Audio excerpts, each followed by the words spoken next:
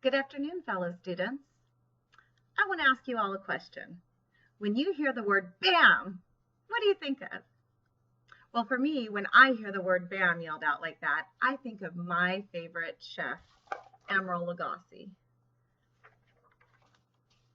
Whether you're an experienced chef looking to broaden your horizons or it's your first time stepping foot in a kitchen, Emeril Lagasse has a recipe for you. He has a way of helping cooks at all levels understand that they can easily accomplish gourmet food in their own kitchen. So first, let me tell you a little bit about Emeril Lagasse. The information that I'm about to provide mostly comes from his biography page on his website, emerils.com, as well as his biography page on foodnetwork.com. So Emeril has been involved with food since he was a teenager.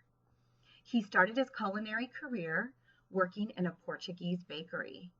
And today he has 12 restaurants throughout the United States. He began his career as a television cooking host with the Food Network back in 1993. He had two shows. So the first show, which was my favorite, was Emeril Live. It was a cooking show with a live audience where the meals were cooked during the filming and there was a lot of audience interaction. He even had a live band during the tapings. The band was called Doc Gibbs and the Emeril Live Band. Essence of Emeril was another one of his shows, and it was more of a closed set, and he demonstrated a bit of the finer side of his cooking, and it was almost like an invitation into his personal kitchen. Emeril's cooking shows were both fun and informative, and they made learning how to cook just so much fun. He had a very distinctive personality. I guess he still has it today, but it made his shows very fun to watch. He used expressions, like I mentioned earlier, BAM. Oh yeah, babe. That was what he would say when he loved some of those recipes. And my personal favorite was kick it up another notch. He would sometimes joke that he needed to create smell-o-vision so that his audience could both see and smell all of his recipes. He cooked and spoke boldly and always added a lot of seasonings and ingredients to his food.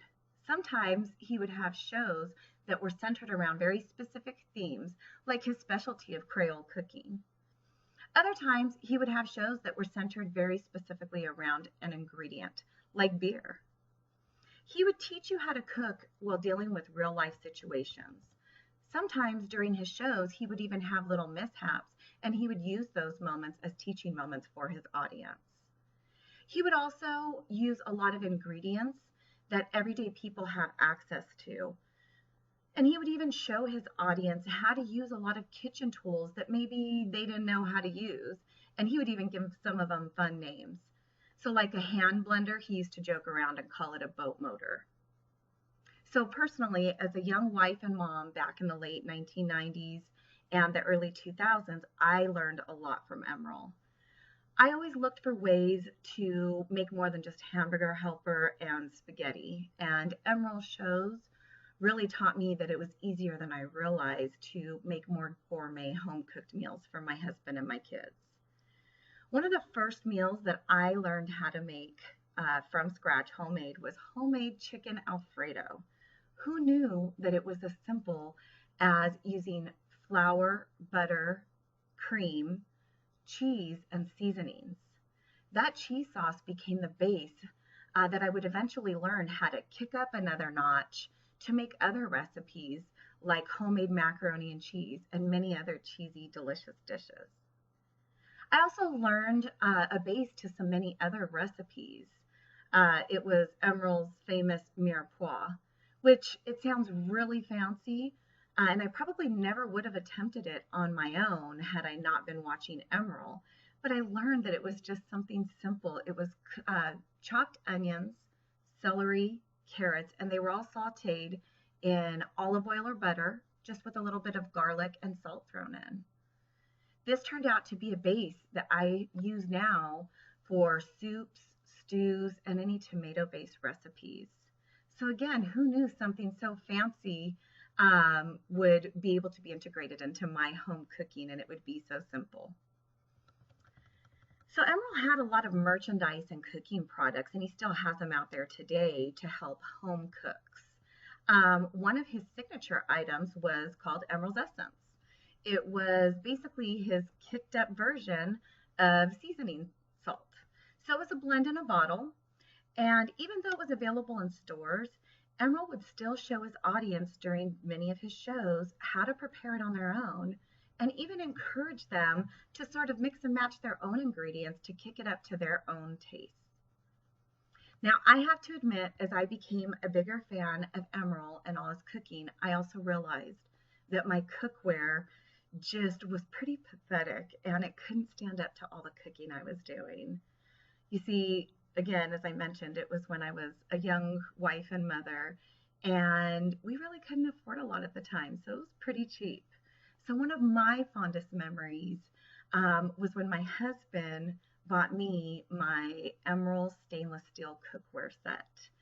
And I still have it today. So here's one of the pieces. You can see it's still in pretty good shape even after 15 years. And I still use it for everything today, and I love it. So in conclusion, Emeril Lagasse is a great chef. He makes amateur home chefs into gourmet home chefs, and he does it while making the cooking fun and exciting. And even though he's no longer on TV, I still follow him to this day, whether it's on YouTube, watching some of his old shows, or getting a copy of his new cookbook, which my husband bought for me. I still love to follow him. So whether or not you know who Emeril is, or if you like or dislike his style of cooking, I highly encourage you all to go out and find a chef who can speak to you and help you kick your cooking up to another notch, the way Emeril Lagasse did for me. Thank you all for listening. Look forward to seeing you all again.